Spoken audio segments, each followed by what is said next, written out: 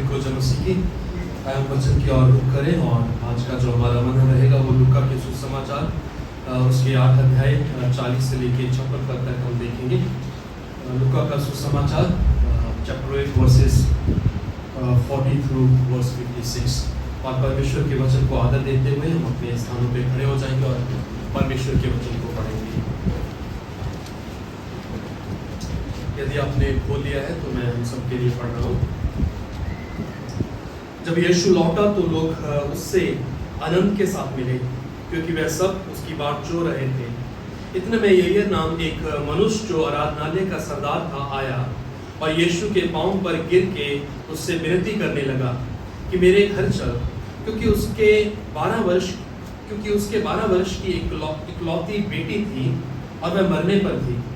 जब जा रहा था तब लोग उस पर गिरे पड़ते थे।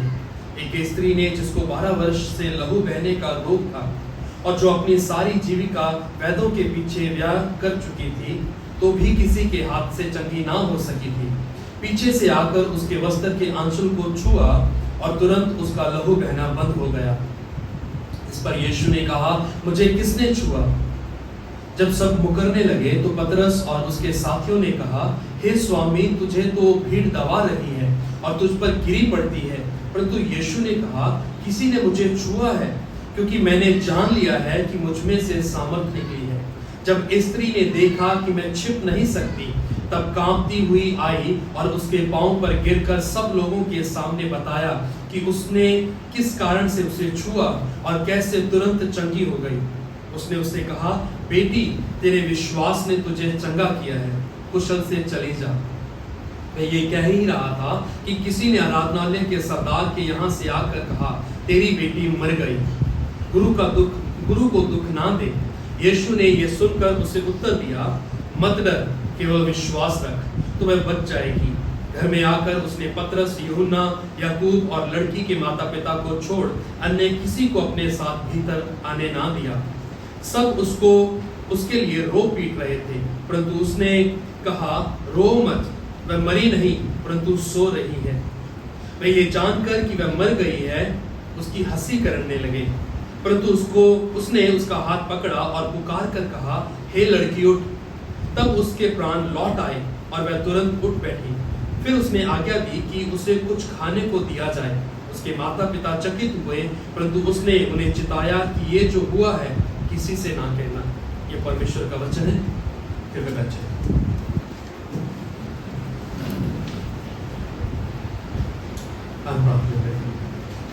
प्रभु जी, धन्य है आपके वचन जो आपके मुख से निकलते हैं, जो हमारे शरीर में जाने वाले भोजन से ज्यादा उत्पन्न है। और हर वो महत्वपूर्ण चीज जिसको हम महत्व देते हैं उससे ज्यादा बढ़कर आपके वचन है। तो उन्हें भी चीज जब हम आपके वचन की अधीनगी में, आपके पवित्र आत्मा की अगुवाई में आते हैं, तो आप हमसे बात करें और हमें चिताएं और हमारी सहायता करें अपने आप को जानने के लिए, ताकि हमारा रिश्ता आपके साथ और ज़्यादा मुकम्मल हो, और ज़्यादा घनिष्ठता का हो, सच्चाई और ईमानदारी का हो सके। हमें झूठे मन से बचा और हमारा कंफर्ट, हमारा आराम जो हमें आपसे दूर ले जाता है, उससे बचाएं। अब हमसे बात करें प्रभु जी, मसीह यीशु के नाम से मांगते हैं। हम देख रहे हैं लूका उसका 8 अध्याय 40 से लेके 56 पद तक। एक बार फिर लूका के सुसमाचार में वो दौर है जब यीशु मसीह वापस गलील में आ चुके हैं, जबकि हाल ही में यीशु मसीह ने कफरनहूम में उस व्यक्ति से दुष्ट आत्मा को निकाला था जिसमें 6000 की संख्या में दुष्ट आत्मा बसी हुई थी, जो अपने आप को सांकलों से बांधता था, अपने आप को नुकसान पहुंचाता था और कब्रों में रहा करता था। लेकिन हाल ही में परमेश्वर ने उसको चंगा किया था और वो अपने गांव में या अपनी जगह में लौटकर परमेश्वर के अद्भुत कामों को बयान करने के लिए यीशु के द्वारा प्रेरित कर दिया गया। और लूका के सुसमाचार में ये शायद पहली दफा है जब हम 40 पद में आते हैं, वहां पे भीड़ जो है परमेश्वर का इंतजार कर रही है, यीशु का इंतजार कर रही है। और लिखा है, जब यीशु लौटा तो लोग उससे आनंद के साथ मिले, क्योंकि वह सब उसकी बात जो रहे थे। इससे पहले हम इसकी गहराई में उतरे एक बार अगर हम अपने जीवनों में देखें तो हमारे जीवन में बहुत सारी ऐसी समस्याएं आती हैं जो कहीं ना कहीं हमें सोचने के लिए मजबूर कर देती हैं कि विश्वास नहीं परंतु हमें कुछ और चाहिए, यीशु नहीं परंतु कुछ और चाहिए। ये मानो उस तरह की परिस्थितियां हमारे जीवन में बन जाती हैं जब हम यीशु को हर उस संभव चीज के द्वारा बदल देना चाहते हैं जो हमें लगता है कि ये हमारी परिस्थितियों को सुलझा देगा, जहां पे हमारी हर आशा जो हमने सोची थी समझी थी अपने आखिरी चरण पर पहुंच जाए, जब हमें लगे कि हमारी समस्या का और कोई समाधान नहीं हो सकता। और इसी के चलते लोग अपने जीवन को खत्म कर लेते हैं। इसी के चलते लोग जो हैं बजाय इसके कि वो परमेश्वर के पीछे चलते रहें, वो परमेश्वर से विपरीत दिशा में चलने लग जाते हैं। इसी के चलते लोग जो हैं अपनी आशा को खोकर हर वो संभव प्रयास करने लग जाते हैं जो उनको इस चीज का तकाजा देता है कि जीवन जो है उनके नियंत्रण में आ चुका है। और इस खंड में हम दो ऐसे व्यक्तियों से मिल रहे हैं जो ऐसी ही परिस्थितियों का सामना कर रहे हैं। और इस पूरे खंड को हम इस शीर्षक के अंतर्गत देखेंगे, faith in the face of fear, विश्वास जो डर के दायरे में है या डर की सीमाओं में है। Faith in the face of fear, विश्वास जो है वो तब नहीं जब सब कुछ सहजता के साथ चल रहा हो, जब सब कुछ सरलता के साथ घट रहा हो, वो विश्वास नहीं है। विश्वास तब है जब परिस्थितियां हमारे अनुकूलन ना होकर विपरीत दिशा में दौड़ने लग जाए। हाल ही में हमने पिछले अध्याय में देखा था, इसी अध्याय के शुरुआत में देखा था कि जब नाव में तूफान आया या झील में तूफान आया तो चेलों का विश्वास क्या था, डगमगाने लगा। उनको भय सताने लगा कि कहीं ये हमारे जीवन का आखिरी दिन जो है ना बन जाए, कहीं ये हमारे जीवन की आखिरी यात्रा जो है ना बन जाए। और उसी बीच में वो इतना हताश हुए कि उन्होंने हर संभव प्रयास किया कि कैसे न कैसे उस पानी से या उस तूफान से पीछा छुड़ा सके। लेकिन अंततः जब उनके सारे प्रयास खत्म हो गए, जब उनकी सारी कोशिशें विफल हो गई, तो अंततः उन्होंने क्या किया, यीशु की ओर रुख किया। Most of the time in a Christian life Jesus is the last point that we turn to. अधिकतर बार हमारे जीवन में यीशु जो है वो आखिरी उपाय होते हैं जिसकी ओर हम फिरते हैं। होना क्या चाहिए था कि वो हमारी जिंदगियों का पहला और प्रथम व्यक्ति होना चाहिए था जिसको जाके हम अपने सारे हाल को बताएं। यहाँ पे दो व्यक्ति 12 साल से लहू बहने की बीमारी जिस स्त्री को लगी हुई है उसका जिक्र आता है, और उसी के साथ साथ एक हताश पिता, एक बेचैन पिता जिसको समझ नहीं आ रहा कि वो अपनी एक लौती बेटी जो 12 वर्ष की है, जो मरने पे आ चुकी है, उसको कैसे बचाए। हमारी कहावत है जो कहा जाता है कि मरता व्यक्ति क्या नहीं करता। जब पता है कि मेरे पास और कोई उपाय नहीं है इसके सिवा कि मैं अपने जीवन को खत्म कर लूं, जब मैं मर जाऊं, तो वो हर संभव प्रयास करेगा, हर कोशिश वो करके देखेगा। इसलिए एक कहावत बनी है कि मरता व्यक्ति क्या नहीं करता। और ये दोनों व्यक्ति जो इस सुसमाचार में हमें मिलते हैं वो ऐसी अवस्था में है कि उनके पास कोई दूसरा उपाय नहीं है। पहला बिंदु जो हम देखते हैं वो ये है कि डेस्परेशन फेथ, बेचैन विश्वास या हताश फेथ विश्वास, जो 40 से लेकर 42 पद तक हम देखते हैं, जहां पे लिखा है कि यहीर नाम एक मनुष्य जो आराधनालय का सरदार था, आम व्यक्ति नहीं था। सरदार का अर्थ होता है कि वो शासक था, वो फैसले लेता था कि आराधनालय में कौन प्रचार करेगा, आराधनालय में कितने लोग इकट्ठे होंगे, आराधनालय में सारा संचालन जो वो किस प्रकार से किया जाएगा, कैसे सभा जो है आयोजित की जाएगी, कौन सा खाना किस तरह से परोसा जाएगा, हर तरह का फैसला जो है शासक लिया करता था। और इस व्यक्ति के बारे में हमें बताया गया है कि वो व्यक्ति जो है आराधनालय का सरदार था, वो आया और यीशु के पांव के पास आकर गिरकर विनती करने लगा। नाउ बीइंग सरदार, एक शासक होने के नाते जब वो यीशु के कदमों पे गिरता है, ये अपने आप में एक शासक के विपरीत जाने वाली परिस्थिति है। आपको याद होगा निकोदेमस के बारे में, जो यहूदी था, अपने आप को व्यवस्था के ऊपर चलने वाला व्यक्ति अंगीकार करता था, लेकिन वो जब यीशु से वार्तालाप करने आया तो वो छिप के आया ताकि कोई उसको देख ना पाए, और चुपके से वो यीशु के पास गया और कहने लगा कि मैं अनंत जीवन पाने के लिए क्या करूं। यीशु मसीह ने कहा कि मूसा की व्यवस्था पे चल। तो वो व्यक्ति जो है ऑलरेडी व्यवस्था को जानता और उसका अनुसरण करता था, वो चुपके से यीशु मसीह के पास आया। लेकिन उसी के विपरीत ये व्यक्ति जो है, जो आराधनालय का सरदार है, वो यीशु के पास आता है, उसके पांव पे गिर जाता है और उनको विनती करने लग जाता है। ऐसा लगता है कि ये व्यक्ति जो है अपनी बेटी को बचाने के लिए हर संभव प्रयास जो है करना चाहता है। वो अपनी इज्जत, अपनी शोहरत, अपना मुकाम जो है एक तरफा रखकर यीशु के कदमों पे आ गिरा और कहने लगा, विनती करने लगा कि मेरे घर चल, क्योंकि उसकी 12 वर्ष की इकलौती बेटी जो थी वो मरने पर थी। डेस्परेट हो चुका है वो अपनी परिस्थितियों को लेके। हो सकता है कि अचानक से उसको बीमारी ना लगी हो, उसको कुछ ऐसी अवस्था में वो आ गई हो, रोग से ऐसे ग्रस्त हो चुकी हो कि उसको झेलते झेलते वो इस मुकाम पर आ गई कि उसकी जिंदगी का आखिरी चरण जो है वो शुरू हो गया, और एक पिता जो है वो डेस्परेट हो गया। और मैं सोचता हूँ कि जिनको प्रभु ने बेटियां दी हैं वो इस बात को बखूबी से समझ पाएंगे कि एक बेटी को जब कुछ होता है वो किस तरह एक पिता होने के नाते वो कितना बेचैन हो जाता है, कैसे उसकी परिस्थितियां उसके अपने बस में से बाहर होकर कैसे दौड़ जाती हैं और वो हर चीज को संभव रूप से करना शुरू कर देता है। और वो कहता है कि मैं यीशु के पास जाऊंगा, उसको दंडवत करूंगा और उससे विनती करूंगा। डेस्परेट है वो, एक डिग्निफाइड व्यक्ति यीशु के कदमों में आ गया, अपनी ताकत को पीछे छोड़कर अपने पूरे समर्पण में वो यीशु को अपने आप को दे देता है और कहता है कि यीशु जो है वो मेरी बेटी को बचा सकता है।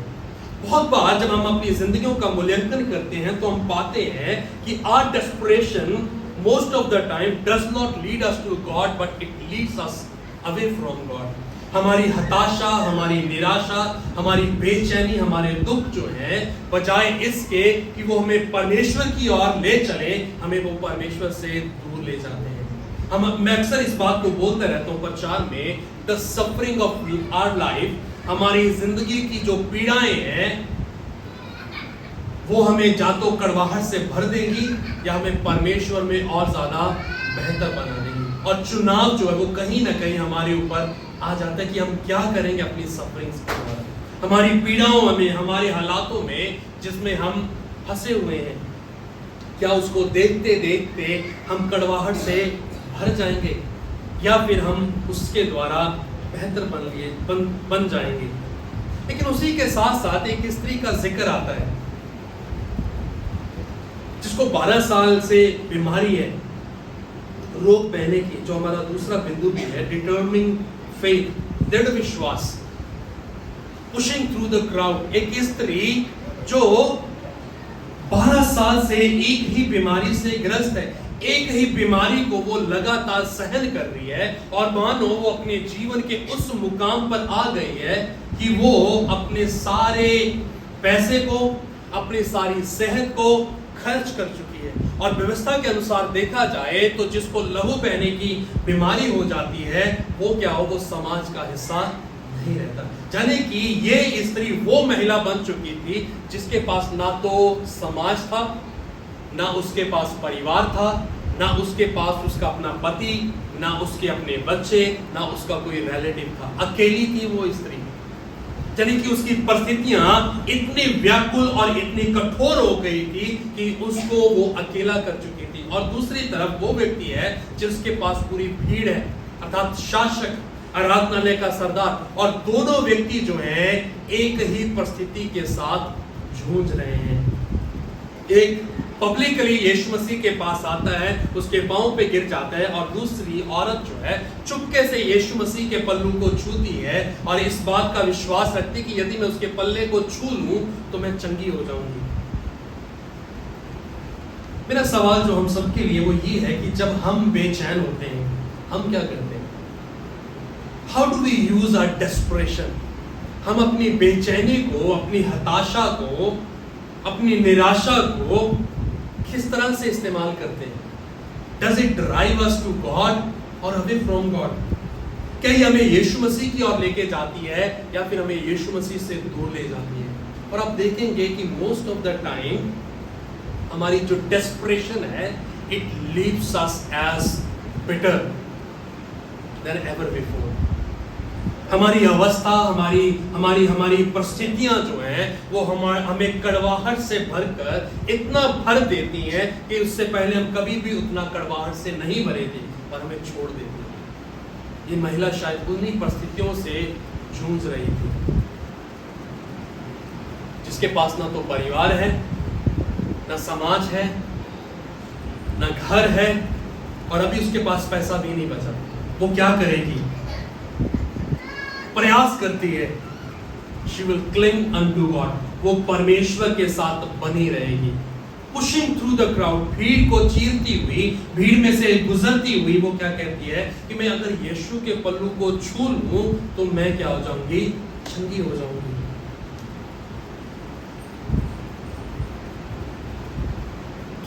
क्या उसका विश्वास कहां पे था? पल्लू में था या फिर यीशु में था? उसके विश्वास के द्वारा वो चंगी जरूर हो गई।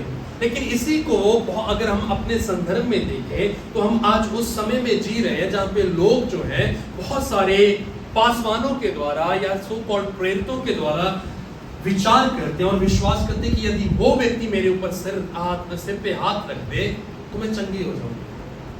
अगर वो पर्टिकुलर व्यक्ति जो है मेरे बारे में कुछ कह दे, भविष्यवाणी कर दे, तो मेरा जीवन जो है वो आसान हो जाएगा। अगर सिर्फ वो मेरे बारे में कुछ ना कुछ बोल दे। लेकिन ये क्या कह रहे कि यदि मैं यीशु मसीह के पल्लू को छू लूं तो भी मैं चंगी हो जाऊंगी। समाज का हिस्सा नहीं है, परिवार उसके साथ नहीं है, लेकिन दृढ़ विश्वास जो है उसके पास है। और वो क्या कहती है? मैं उसके पल्लू को छू लूं तो मैं चंगी हो जाऊंगी। और ऐसा ही उसने किया। 45 पद बताता है, इस पर यीशु ने कहा कि मुझे किसने छुआ? क्योंकि वो स्त्री ने उसके पल्लू को छुआ और उसके पश्चात उसका लहू बहना जो है बंद हो गया। और यीशु कहते हैं कि मुझे किसने छुआ? और पतरस और चेले जवाब देने लगे कि भीड़ की भीड़ जो है तुम्हें छू रही है। लेकिन यीशु कहते हैं कि मुझ में से सामर्थ निकली है और मुझे जान पड़ता है कि किसी ने मुझे छुआ है। अगर हम इस बात की कल्पना करें कि बहुत सारी भीड़ जो है खड़ी है और वो आराधना कर रही है, हाथों को उठाए, जैसे भाई राजेंद्र हमें प्रेरित कर रहे थे कि आप हाथ उठा के आराधना करें।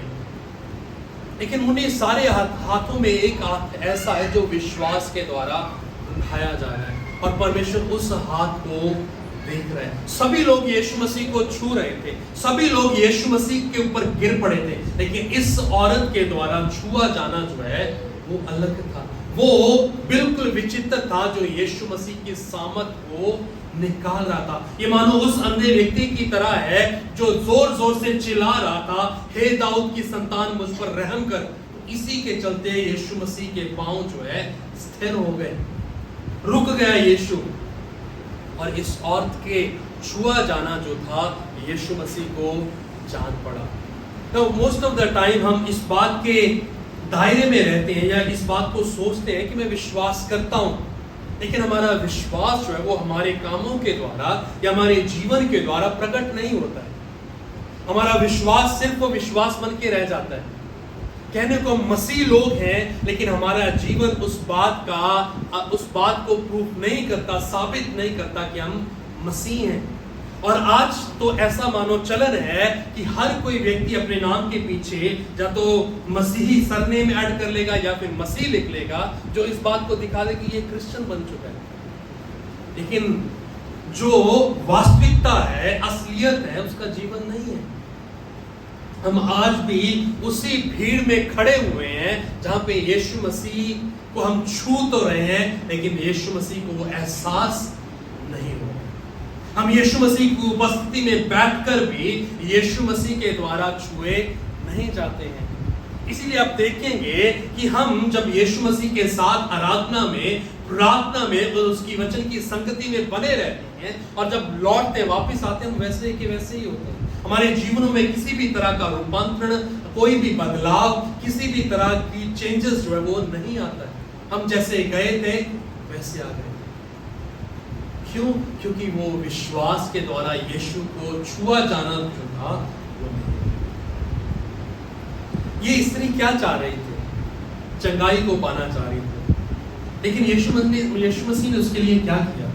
उसको चंगा तो किया ही किया, लेकिन उसके साथ साथ जो यीशु मसीह डिमांड करते हैं, more than a healing, he demands a relationship. अगर आप आगे बढ़े और देखें, 46 पद कहता है, परंतु यीशु ने कहा, किसी ने मुझे छुआ है, क्योंकि मैंने जान लिया कि मुझ में सामर्थ निकली है।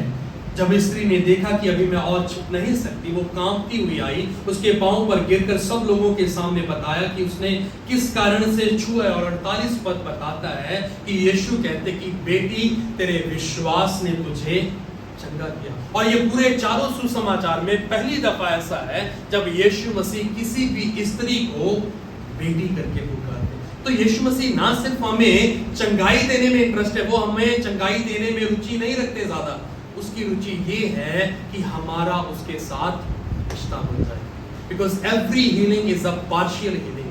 हर चंगाई जो हमें मिलती है वो अधूरी चंगाई है। अगर मैं आज चंगा हो जाता हूं अपनी पीड़ाओं से, अपने दुख से, हो सकता है कि महीने बाद फिर मैं बीमार पड़ जाऊं।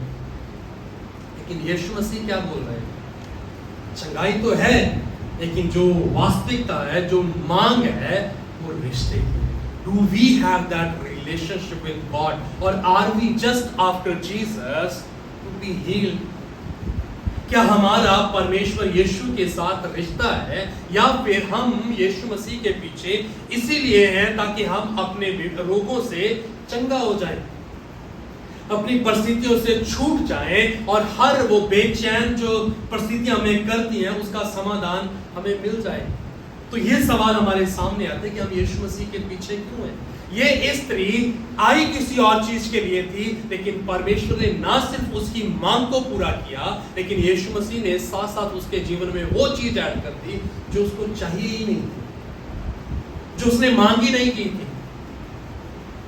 वो स्त्री क्या अवस्था से आ रही थी? उसके पास ना तो परिवार था, ना समाज था, कोई उसको अपना कहने वाला नहीं था। और यीशु आते हैं, अंतराल में खड़े होते हैं और उसको क्या पुकारते हैं?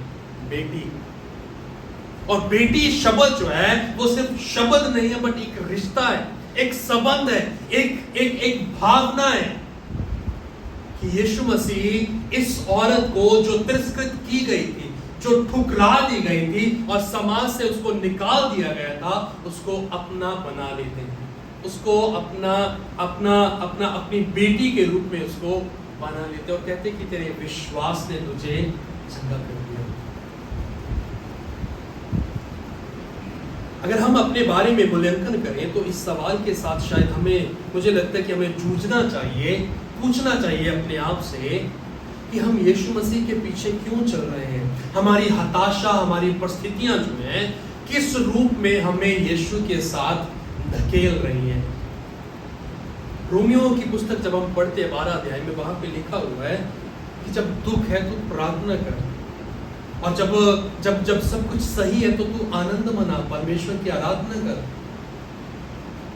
लेकिन क्या हम वास्तव में अपने दुखमय अवस्था में परमेश्वर की ओर फिरते हैं?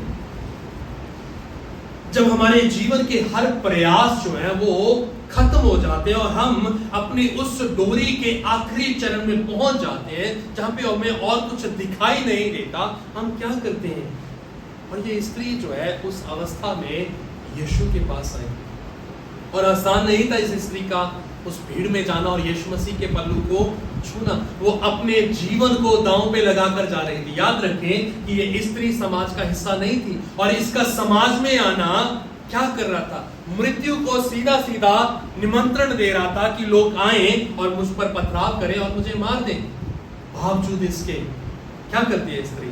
मैं जाऊंगी और उसके पल्लू को छूंगी, और जब छू लूंगी तो मैं चंगी हो जाऊंगी। Are we ready to take a risk for our faith? क्या हम अपने विश्वास के चलते उसको साबित करने के लिए जोखिम लेने के लिए तैयार हैं? और मुझे लगता है शायद नहीं, शायद नहीं। इस स्त्री ने 12 साल जो दुख झेला था वो आसान नहीं था, और जब वो यीशु मसीह के साथ अपने 12वें वर्ष में आ रही होगी तो हो सकता है कि वो अपने शरीर को पूरी तरह से खो चुकी होगी। बेचैन अवस्था में शरीर को सुगड़ता हुआ लेकर वो यीशु के पास आ रही होगी। उसके शरीर में शायद ज्यादा जान और प्राण जो है नहीं बचे होंगे, लेकिन वो क्या करती है? नहीं, मैं जाऊंगी इसके पल्लू को छू लूं तो मैं चंगी हो जाऊंगी। दृढ़ विश्वास के साथ वो यीशु के पल्लू को छू लेती है, और ना सिर्फ छूती है परंतु यीशु उसके छूने को महसूस करते हैं। एक कोट है जो किसी शायर ने लिखा है, वो कहते हैं कि खुद ही को कर बुलंद इतना कि खुदा भी तुझसे आकर पूछे कि तेरी रजा क्या है। अपने विश्वास को तू इतना दृढ़ कर दे कि तू परमेश्वर के कदमों को स्थिरता दे दे, और परमेश्वर तुझे कहे कि तू क्या चाहता है मैं तेरे लिए करूं। और ये औरत, ये स्त्री उसी तरह से यीशु मसीह को पूछ रही। यीशु मसीह रुक गया और जान पाया कि मुझे किसी ने छुआ है।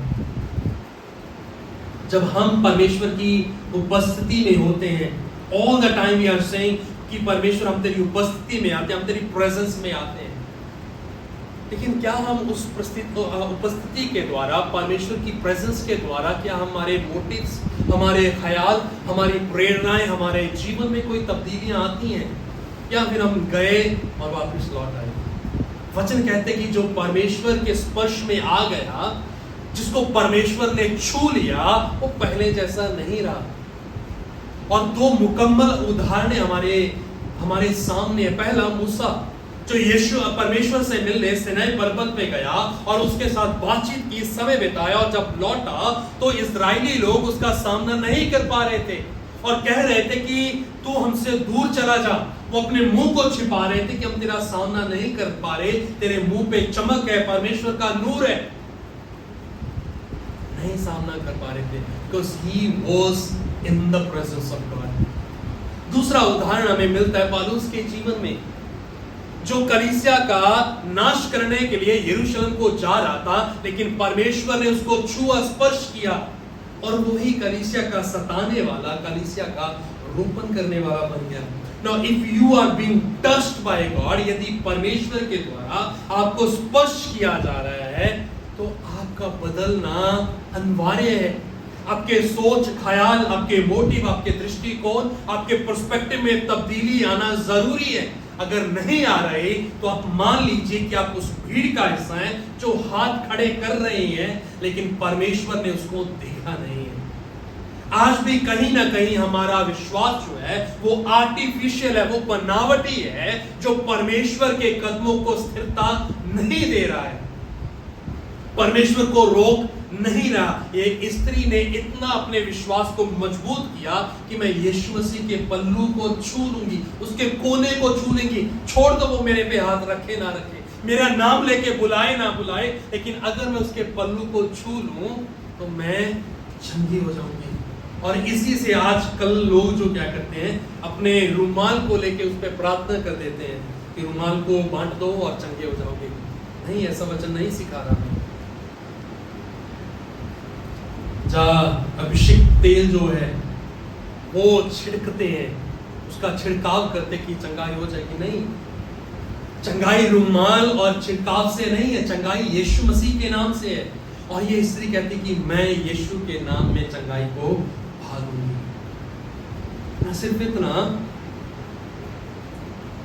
वो स्त्री को परमेश्वर ने जो मांग थी वो पूरा किया, परंतु उसके साथ साथ जो उसकी कल्पनाओं से परे, उसके मांगने से ज्यादा था, एक रिश्ता दे दिया, एक रेस्टोरेशन परमेश्वर ने उसको दे दी। उस बेटी कहने का तो ये है कि वो स्त्री जो समाज से निकाल दी गई थी वो वापस समाज में आ सकती है।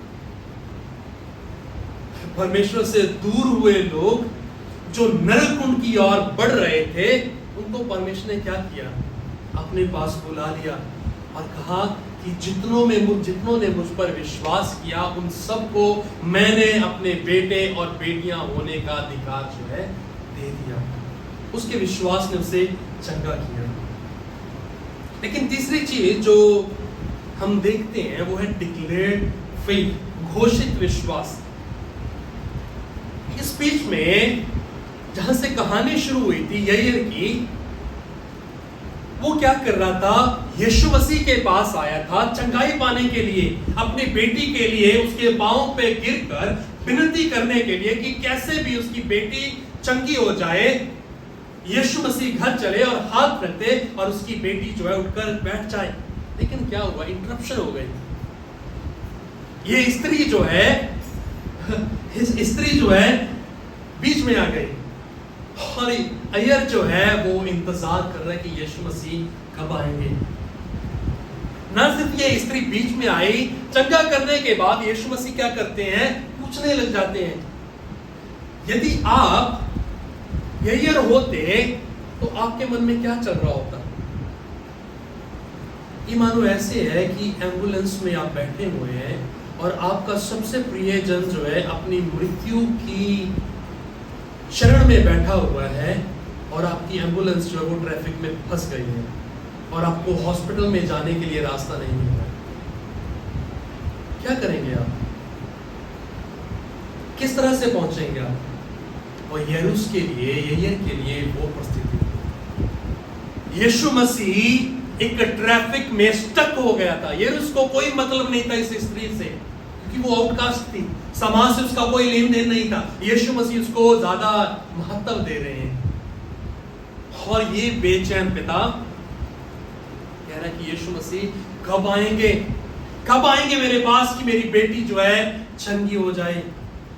वो पूरा प्रयास कर रहा होगा अपने सैनिकों को भेजकर, जो उसके पहरेदारी में थे उनको भेजकर जल्दी से जल्दी यीशु मसीह को लाने का प्रयास कर रहा होगा। हम अक्सर करते हैं ना कि जब हम दुविधा में पड़ जाते हैं और डॉक्टर के पास जल्दी जल्दी लौट जाएं। मेरे साथ काफी दफा ऐसा हुआ है कि जब मैंने ये अनुभव किया कि इमरजेंसी में आप चले गए हैं, डॉक्टर के पास है और डॉक्टर आपको देख नहीं रहा है, वो किसी और के पास जा रहे हैं, फिर उधर चला गया और आप वहां पे बैठे हुए गुस्से से देख रहे हैं, ये क्यों नहीं देख रहा है, निराशा से भरे हुए हैं, हताश हो चुके हैं और आपको लगता है कि मैं पकड़कर इस डॉक्टर को यहां खड़ा कर दूं कि तू पहले मेरे मरीज को देख। यार उस अवस्था में खड़ा हुआ आसान नहीं था एक पिता के लिए।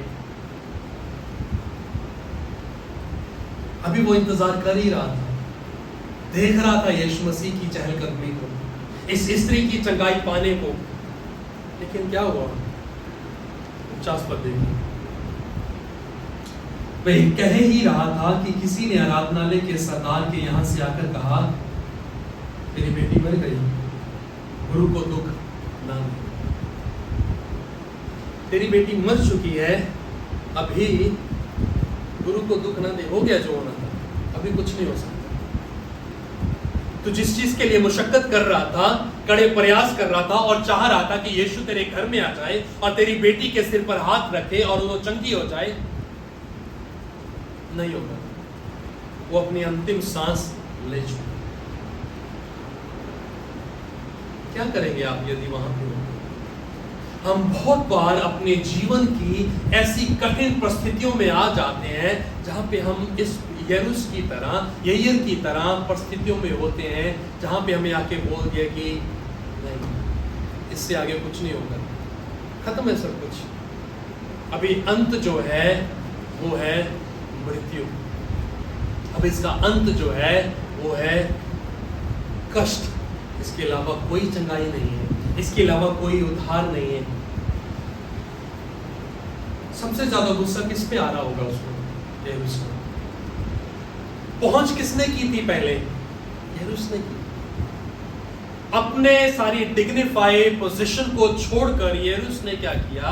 अपने आप को यीशु मसीह के आगे नतमस्तक कर दिया, उसके पांव पे गिर पड़ा हाथ जोड़कर कुरहाते करहाते विनती कर रहा होगा कि तू मेरे घर चल, मेरी एक ही बेटी है, 4-5 नहीं है, सिर्फ एक ही बेटी है, लिखा इकलौती बेटी है, वो मरने पे है, जल्दी चल, देर ना हो जाए। लेकिन क्या हुआ, देर हो गई। एम्बुलेंस जो है वो टाइम पे हॉस्पिटल में नहीं पहुंच पाई और आपके प्रियजन की मृत्यु जो है वो एम्बुलेंस में हो गई। यीशु मसीह जेरुस को जो क्रोध आ रहा होगा वो यीशु पे आ रहा होगा, क्योंकि यीशु मसीह देरी कर रहा था, जबकि उसको बता दिया गया था कि मरने पे है। मानो ऐसा है कि आप हॉस्पिटल में गए अपने मरीज को लेके, जिसके भयानक दर्द हो रहा है सीने में, वो सहने से परे है, और उसी समय में एक ऐसा व्यक्ति है जिसका सिर दर्द हो रहा है, वो आता है और डॉक्टर कहते हैं कि तू रुक जा, पहले मैं सिर दर्द ठीक कर दूं। क्या करेंगे आप? ये महिला को अभी नहीं लहू बहने लगा था, 12 साल से था, कोई नई बात नहीं थी, लेकिन ये बेटी जो थी ये मृत्यु के साए में आ चुकी थी। वो एक दिन और 1 घंटा और बर्दाश्त कर सकती थी अपनी बीमारी को जो 12 साल से झेल रही थी। नई चीज नहीं थी यीशु मसीह के लिए या उस स्त्री के लिए। तो ऐसा लगता है कि यीशु मसीह जानबूझकर यैयर के विश्वास को स्ट्रेच कर रहे हैं, जानबूझकर उसको उस स्थिति में लेके आ रहे हैं, उस मुकाम तक लेके आ रहे हैं, यहाँ पे रियल यरूस जो है, यैयर जो है वो निकल के सामने आ सके। बहुत सारा समय जो है परमेश्वर हमारे जीवन में इसीलिए लेके आते हैं ताकि हम जो वास्तविक हैं वो सामने आ जाए, क्योंकि बहुत बार हम यीशु मसीह के पीछे अपना पखंड और अपना झूठापन लेके चल रहे होते हैं। But when the circumstances turn against us, जब परिस्थितियां हमारे विपरीत हो जाती हैं, तब हमारा असली रंग जो है वो सामने आता है। तब पता चलता है कि हम परमेश्वर में कितना खड़े हुए हैं। सिर्फ यीशु बोलने से, हालेलुया, प्रेज द लॉर्ड, आमीन बोलने से हम मसीह नहीं हो जाते। जब तक हमारा विश्वास हमारे कामों के द्वारा प्रकट नहीं होगा, वी आर नॉट क्रिश्चियंस। हम मसीह हो ही नहीं सकते। बोल देने से मसीह नहीं हुए, हमारा जीवन बयान करना चाहिए।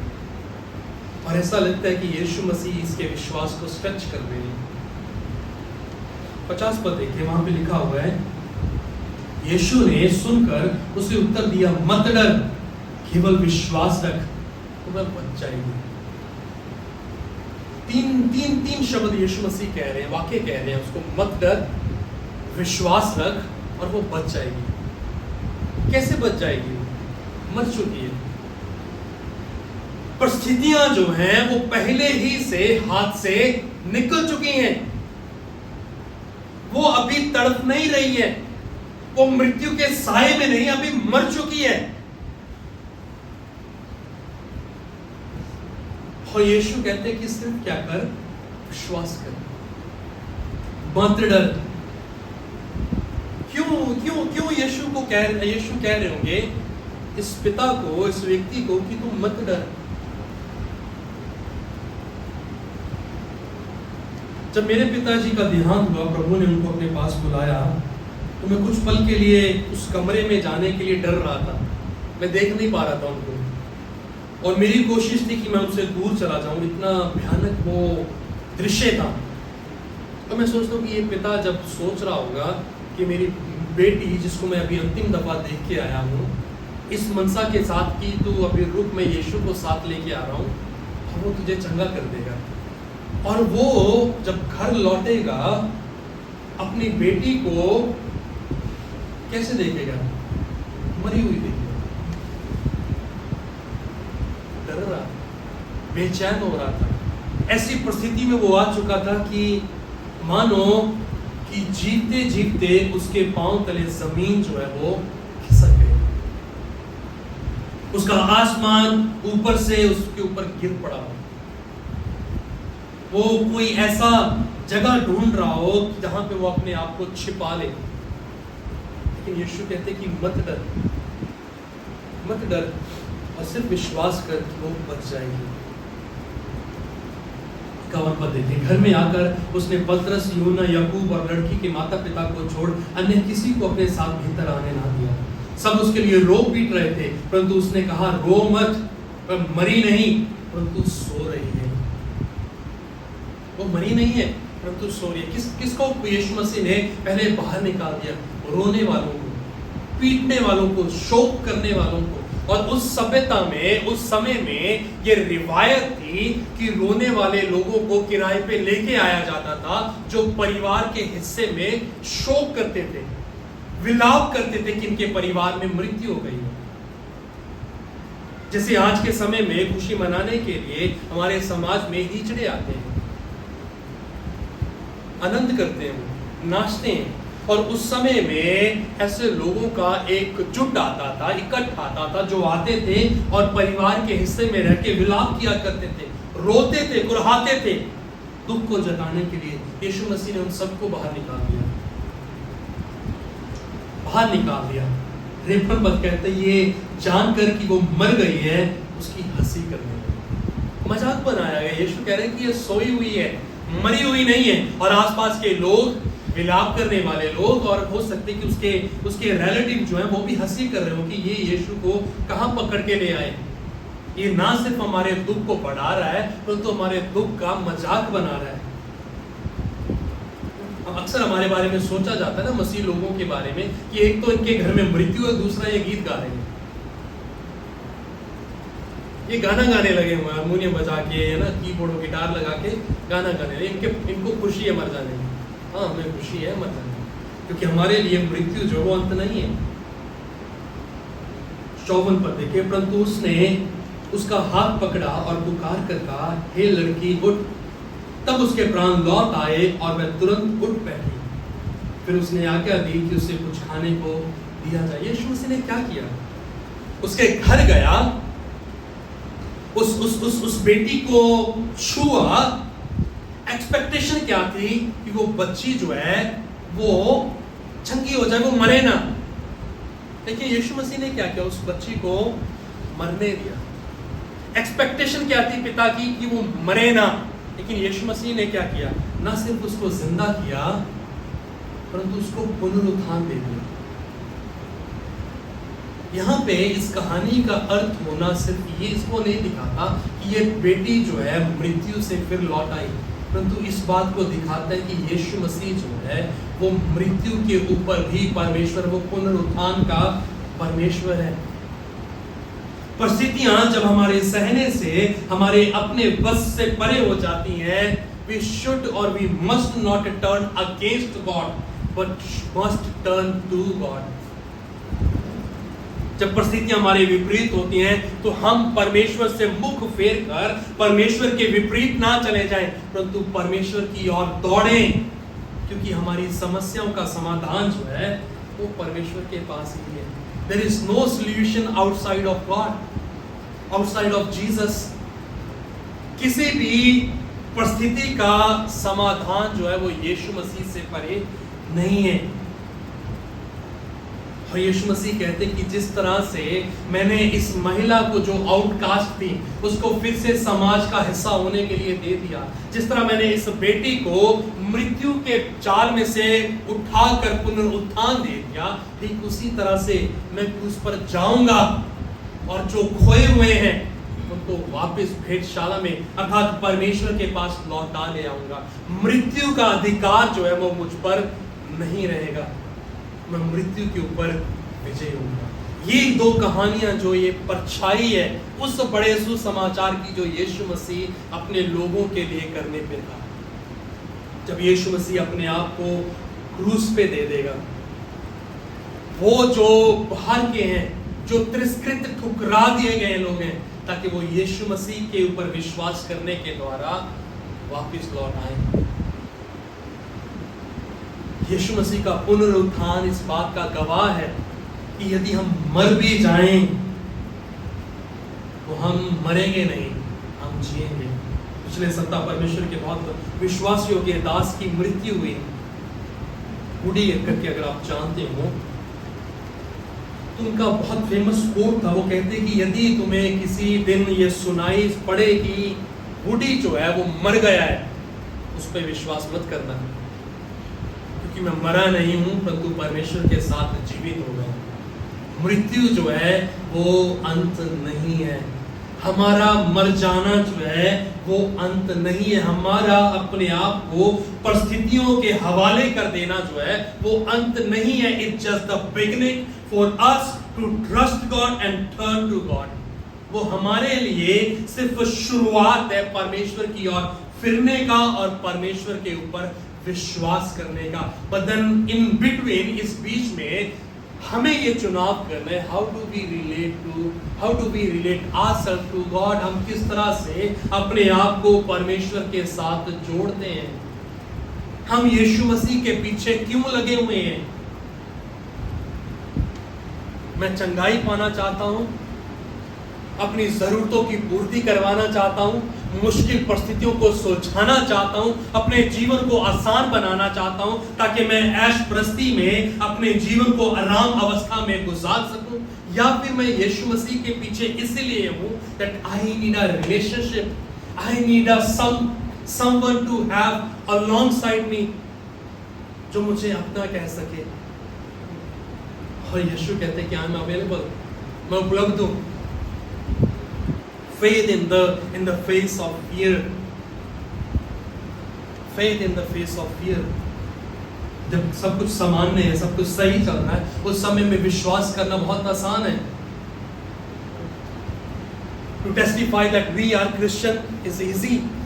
तब आसान है इस बात को कह देना कि हम मसीह के लोग हैं। लेकिन जब परिस्थितियां हमारे विपरीत हैं, जब हमारी नाव जो है वो डूबने पे है, सिंक कर रही है वो लगातार, और हर चीज जिसको हमने सोचा था कि हमारे साथ खड़ी है वो हमारे विरोध में खड़ी हो, तब आप क्या करेंगे? That is where God needs us to turn. वो समय जब यीशु चाहते कि हम उसको मजबूती से थामे रहें। पिता जो बड़े विश्वास के साथ यीशु मसीह के कदमों पे गिरा था, उसको अपने घर ले जाना चाह रहा था। जब परिस्थितियां उसके सहने से परे हुई, जब उसकी इकलौती बेटी मर गई, उसने क्या सोचा? हो गया, कुछ नहीं हो सकता। लेकिन यीशु क्या कहते हैं?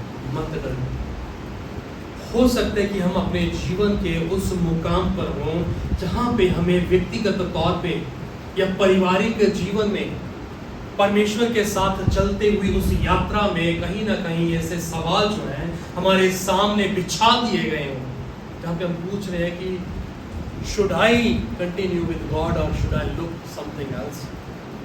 क्या मैं यीशु मसीह के साथ लगातार चलता रहूं या फिर मैं किसी और की तलाश करूं जो मेरे जीवन को बेहतर बना दे? ये दोनों व्यक्ति हताश थे, निराश थे, अपने जीवन के उस मुकाम पे थे जहां पे इनके पास अपने अपने अपने आप में कोई भी सुझाव, कोई भी उपाय, समाधान जो है नहीं था। And at last they turned to God in faith. और अंततः वो यीशु मसीह के पास विश्वास में चल पड़े। तो हमारे लिए सवाल है कि what should we do with Jesus? हम यीशु के साथ क्या करेंगे? और वचन बताता है कि जब भय बताता है, हमारे कानों में फुसफुसाता है, It's too late, अभी देर हो गई है। Turn to Jesus and trust Him. जब भय हमारे कानों में फुसफुसाए कि अभी कुछ नहीं हो सकता, तो यीशु मसीह की ओर फिरें और उस पर विश्वास करें। जब जिंदगी जो है हमें घेर लेती है, भीड़ जो है घेर लेती है, यीशु मसीह उपलब्ध है हमारे लिए कि हम उसके ऊपर पहुंच करें। और जब आप हताश हो जाते हैं, निराश हो जाते हैं, तो यीशु मसीह के पांव पे गिर पड़े। और जब आप दृढ़ हो जाते हैं विश्वास में, तो आप देखेंगे कि कठिन से कठिन परिस्थितियों को भी आप चीरते हुए निकल जाएंगे। और फिर आप शद्रक, मेशक, अबेदनगो की तरह कह पाएंगे कि चाहे मेरा परमेश्वर हमें बचाए, चाहे ना बचाए, वो हमारा परमेश्वर होगा। हम उसी की प्रशंसा करेंगे और वो तब होगा जब हमारा परमेश्वर के साथ रिश्ता होगा, जब हमारा परमेश्वर के साथ संबंध होगा। यीशु मसीह इस पृथ्वी पे, इस दुनिया में हमें चंगा करने के लिए नहीं आए थे। उनका आने का कारण ये था कि वो हमारे साथ रिश्ता बनाए, टूटा हुआ रिश्ता जो हमारे पाप के कारण टूट गया था, वो इमेज और लाइकनेस, समानता और स्वरूप को फिर से रिस्टोर करें जो पाप के चलते और हमारे बुरे चुनावों के चलते खत्म हो गया था। चंगाई तो पार्शियल है, आज है कल फिर से बीमार, कल चंगे होंगे परसों फिर बीमार। एक चीज जो सबसे ज्यादा महत्वपूर्ण है वो ये है कि वो you have Jesus with you. ये सिर्फ चंगाई को लेके आप प्रसन्न हैं। दो स्त्रियों का जिक्र आता है वचन में, मरियम और मार्था का। इनके घर में यीशु गए, मार्था सब कामों को करने में लगी हुई थी, सेवा टहल में करने लगी हुई थी, जरूरी चीजों को कर रही थी, और वहीं पे मरियम यीशु मसीह के पांव पे बैठी हुई उससे सीख रही थी, बातचीत कर रही थी। और माता यीशु को आके उसकी शिकायत करती कि इसे बोल कि मेरी सहायता करे, मेरा काम में हाथ बटाइए, बैठी यहाँ पे गप्पे मार रही है। यीशु मसीह ने क्या कहा? सिर्फ एक चीज ही आवश्यक है, एक चीज ही महत्वपूर्ण है, और वो माता ने पाली। हम बहुत बार और इवन आज भी यीशु मसीह के पीछे बहुतायत को पाने के चक्कर में हमारी लिस्ट जो है, सूची जो है, वो बहुत लंबी चौड़ी है। लेकिन यीशु कहते सिर्फ एक चीज ही है जो सबसे ज्यादा इंपॉर्टेंट है, वो है यीशु। फैनी जे क्रूसबाई एक बहुत बड़ी राइटर हुई, इंग्लिश राइटर, जिनका बहुत प्रसिद्ध गाना भी है ब्लेसेड एश्योरेंस, अगर सुना हुआ आपने। वो कहती है कि जिसने कभी भी परमेश्वर को और परमेश्वर के द्वारा बनाई गई सृष्टि को कभी अनुभव नहीं किया, वो अंधी थी, उसके पास सब कुछ था, और वो अपने वक्तव्य में कहती है कि take everything that I have, just give me Jesus. जो कुछ भी मेरे पास है वो सारा कुछ आप ले लो, बस मुझे यीशु दे दो। हम क्या कहते हैं? Give me everything, and if you want to take Jesus, feel free to take with you. मुझे सब कुछ दे दो, यदि आप यीशु को चाहते हैं लेना, आप ले जाओ, मैं खुश हूं। होना क्या चाहिए था कि यदि मेरा यीशु के साथ रिश्ता है, यीशु के साथ अगर मेरा संबंध है, तो मैं अपनी परिस्थितियों से ऊपर उठकर इस बात को कह सकूंगा कि यीशु भला है, यीशु योग्य है, यीशु विश्वास योग्य है, मेरी परिस्थितियों के ऊपर वो राज्य कर रहा है। इसीलिए दाऊद अपने वचन में कहते हैं, 119 भजन में कहते हैं कि भला हुआ कि मुझे दुख है, ताकि मैं तेरी गतिविधियों को, तेरे नियमों को, तेरे कानूनों को सीख सकूं। हमारा संबंध यदि यीशु के साथ होगा, तब ही हमारा दृष्टिकोण मसीह के लिए बदलेगा, अन्यथा हम सिर्फ चंगाइयों के पीछे लगातार दौड़ते रहेंगे। और यीशु मसीह का आगमन जो है वो इसीलिए हुआ ताकि हमारे साथ वो रिश्ता कायम कर सके। इन सवालों के साथ आपको छोड़ूंगा और यही कहूंगा कि हम इसके ऊपर मनन करें थ्रू आउट द वीक। अपने आप से पूछते रहें कि why do I go after Jesus, मैं क्यों यीशु के पीछे चल रहा हूँ?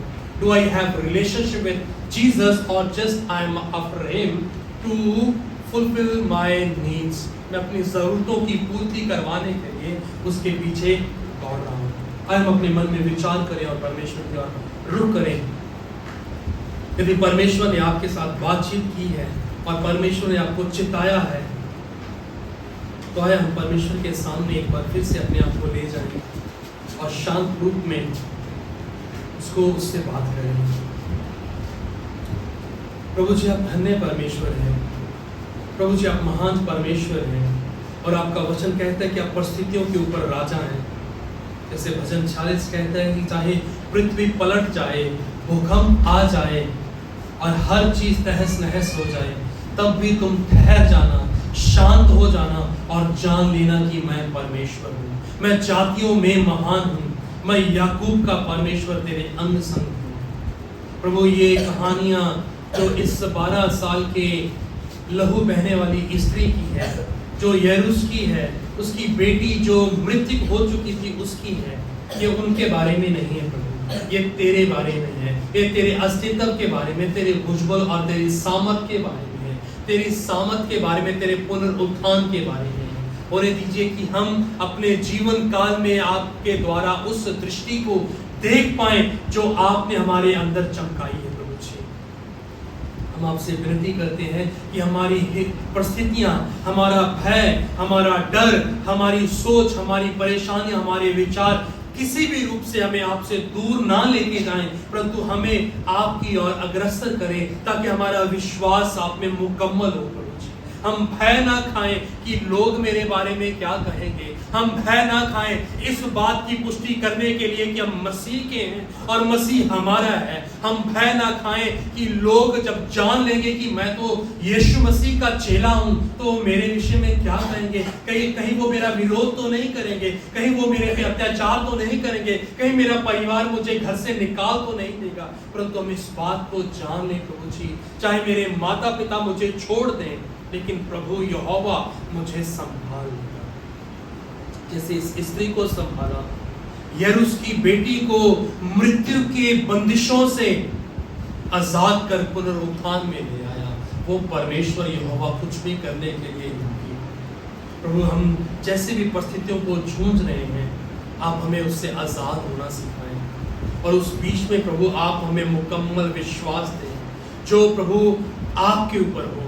हमारी समझ, हमारी बुद्धि, हमारे उपकरणों में, हमारे उपायों में ना होकर आपके ऊपर दृढ़ हो और हम उस विश्वास की घोषणा करते हैं कि आप हमें विश्वास का वरदान दें ताकि हम अपनी परिस्थितियों से समझौता ना करें। आपका नाम धन्य हो, आपका नाम ऊंचा हो प्रभु जी। मसीह यीशु के नाम से इस प्रार्थना को मांगते हैं।